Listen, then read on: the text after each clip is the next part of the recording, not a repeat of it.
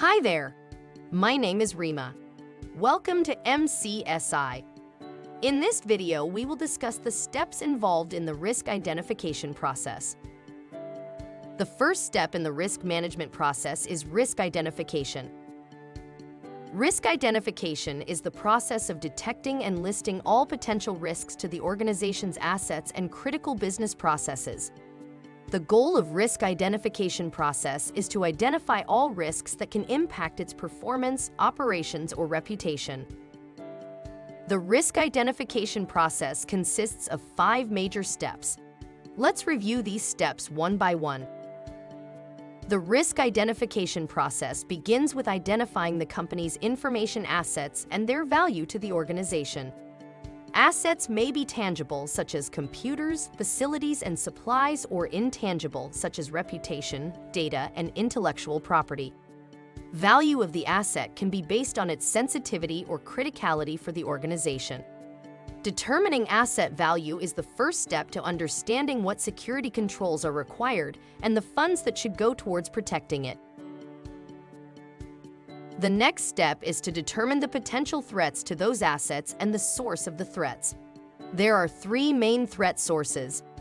Internal threats include threats such as human error or negligence, using technologies that introduce security issues, employees disclosing proprietary information, and much more.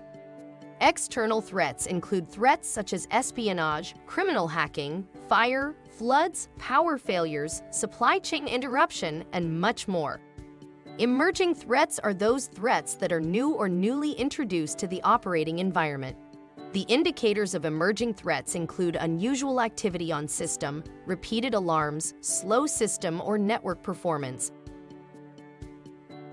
Vulnerability identification helps you to identify security weaknesses in company systems, infrastructure, applications, and support systems. The techniques used for identifying vulnerabilities include automated vulnerability scanning, penetration testing, conducting security audits, performing code reviews, and much more. In this step, you analyze the efficacy of the security controls that are already in place. The extent to which these controls eliminate or reduce the possibility of threat exploiting the vulnerability is determined. This will help you to identify any shortcomings or actionable improvements that can be used to deal with the risk posed by the threat. In this step, you identify the loss potential of the risk. Loss potential means what the company would lose if a threat agent actually exploited a vulnerability. The loss may be corrupted data, destruction of systems or the facility, unauthorized disclosure of confidential information, a reduction in employee productivity, and so on.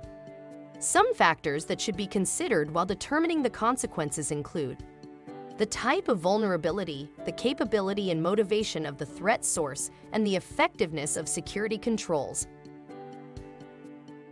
Risk can be identified using different techniques.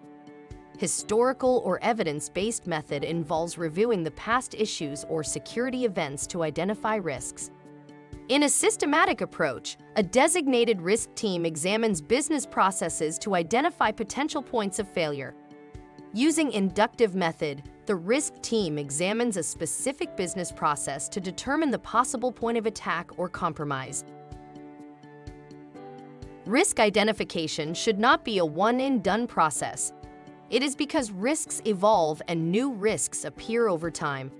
Instead, this process should be ongoing throughout the project, program, or organization being assessed for risk.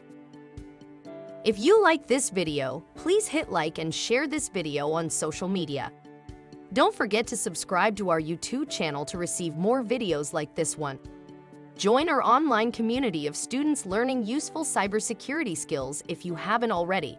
To register for a free account right away, go to our website.